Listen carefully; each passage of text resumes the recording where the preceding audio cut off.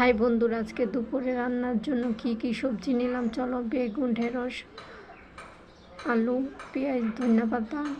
এই তো এখানে ভাত বসাই দিছি।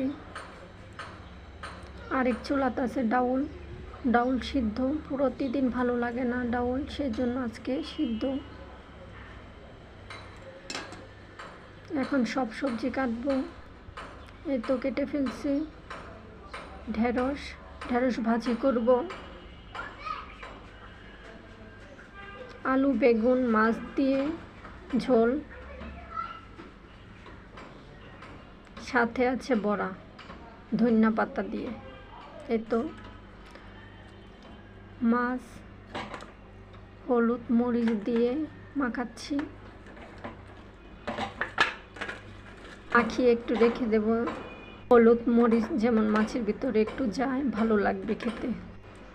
তারপরে এই তো ভাজি বসাইছি।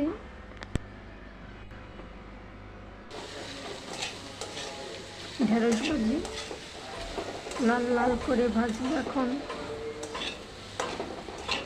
খেতে অনেক ভালো লাগে ঢেঁড়স ভাজি।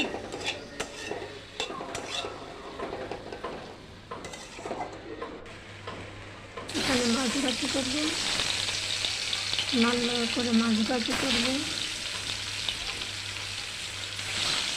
এই তো মাছ দিয়ে দিয়েছি তেলে। আর এখানে ঢেঁড়স ভাজি।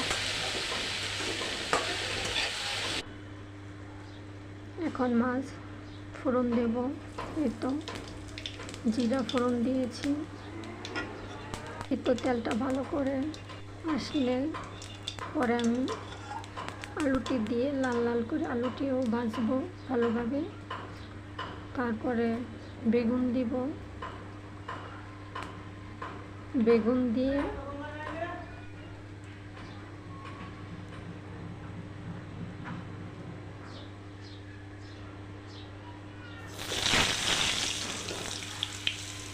তো আলুটি ভালো করে ভাজবো লাল লাল করে।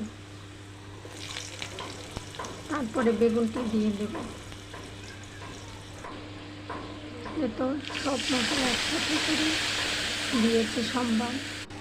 এখন ভালোভাবে কষাবো,